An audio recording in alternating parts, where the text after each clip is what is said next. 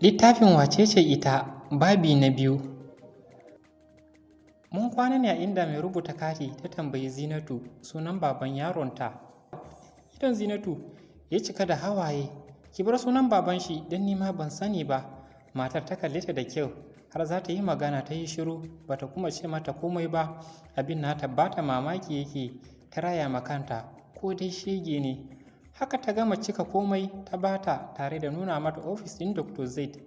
Kwangwasawa ta yi tare da sallama da 'yar dashashshiyar muryarta wanda kamar mai cin magani. Haka Zaid ya amsa ta nemi kujera ta zauna ta zuba tagumi. Ina fayil naki ɗin?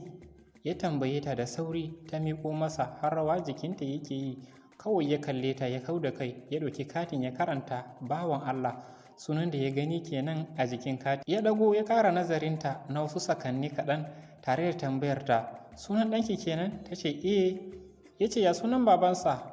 Haka kawai ta fashe da kuka cike da haushi ya ɗaga mata hannu. Kin ga ya isa haka malama, ba kuka na ce ki min ba, nan ba gidan makoki ba ne. Nan da nan ta yi tsit tare da faɗin ni ban san waye babansa ba. Har zai yi magana ya tuna da yaron yana cikin wani hali ya fara rubutu ba tare da ya ɗago kai ya ce komai ba. Ya ce za a kwantar da ku tukunna mu gani. Ta ce to, sannan ya sa aka tura su pediatric ward aka ba su gado na suka yi musu komai aka fara ba mu Abdallah magani. Ita dai Zinat an hana ta shiga wajen Abdallah. Tunani fal a ranta tare da gode wa Allah da ya ceto mata rayuwar ɗanta. Ta yi zurfi cikin tunani kenan ta ji wata nos na faɗin ina maman bawan Allah.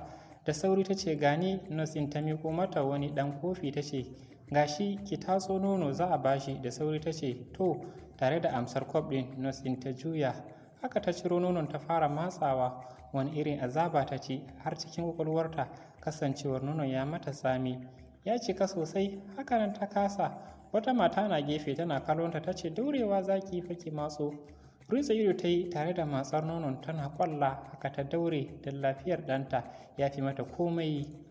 Da ƙyar ta iya bari ya kai rabin kwaf ɗin ta bar shi ta ajiye. Matar ta kuma ce tashi zaki ki kai musu ki musu magana ki ba su fa. Ta amsa da to tare da miƙewa. Da ƙyar wata irin yunwa na cinta. Ta je ta miƙa musu har za ta juya wani irin jiri ya kwashe da ta faɗi wanda ya daidai da zuwan Dr. Zaid don ya duba su. Ya ce subhanallah tare da kiran wata attendant don ta taimaka mata. Da taimakon attendant ɗin ta tashi tare da faɗin don Allah ki taimake ni da abinci, yunwa nake ji. Shi dai zai tsaye kawai yayi yana kallon ikon Allah. Da sauri ya ce Laraba ki maida ta ɗaki ki zo ki amshi kuɗi ki siyo mata abinci da ruwa ki bata. Laraba ta ce oke sa. Sannan ta taimaka mata ta maida ta ɗakin ta je ta amso kuɗi ta siyo mata abinci ta kawo mata. Ana bata ko wanke hannu ba ta yi ba ta soma kaiwa baki. Su dai matan wajen na ta kallonta cike da tausayi.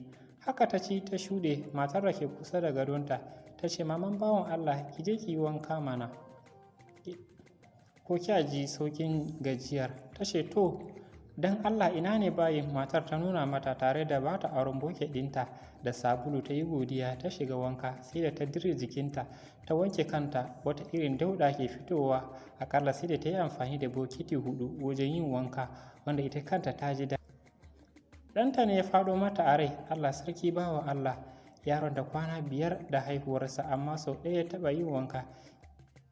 Shi ma da za a masa da ya ji daɗi. Saurin kauda tunanin ta yi ta wanke fan ɗinta da ƙunzugun da ta yi na tsumma da ɗan kwalinta ta wanke ta saka sabulu ta wanke haƙoranta tas. Nan da nan ta ji daɗi sosai sannan ta fito daga wanka.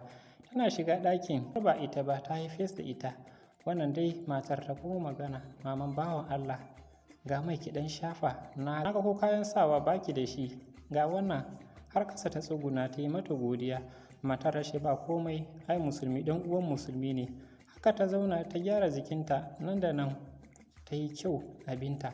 Matar ta ce mata ni sunana Lubabatu kefa. Ta ba ta amsa da Zinatu. Cikin lokaci kaɗan suka saba da Lubabatu. Nos ce ta ƙara leƙowa ina maman bawa Allah. Ta ce gani. Nosin ta ce ki ba da pampers za a saka masa da riga. Lubabatu ce ta ɗauko kayan bebinta ta bata aka sa ma bawan Allah. Zinatu ta rasa bakin magana, tana mamakin wannan kirkin irin na Lubabatu. Godiya ta so mai har da hawaye. Lubabatu ta ce ba komai maman bawan Allah. Haka rayuwa ta ci gaba, ita dai ta san kullum za a kawo mata abinci, in ji Dr. Zaid, amma har yau ba ta kuma ganinsa ba, balanta mata masa godiya. Shakuwar da suka yi da Lubabatu kai za ka ce uwa ce. Kwanansu 5 a asibiti. Zinatu ta yi kamar ba ita ba, ta yi shar da ita. Ga taimako da take samu daga matan ɗakinsu, ita dai ba abin da za ta ce sai godiya. Haka rayuwa ta ci gaba, sai da suka kwana 10 sannan aka sallame su. Lubabatu ranar kuwa Zinatu an sha kuka, haka suka rabu, kowa na kuka. Lubabatu ta ce Zinatu gashi za mu rabu, ba mu san adires din juna ba, ki min kwatancin gidanku insha Allah kuwa za ki ganni. Zinatu ta yi shiru don ba ta san me za ta ce ma Lubabatu ba. Sai ta ce Zinatu kamar akwai abin da ke damunki, amma ga adires ina, duk ran da aka sallame ku ki zo gidana ma yi magana.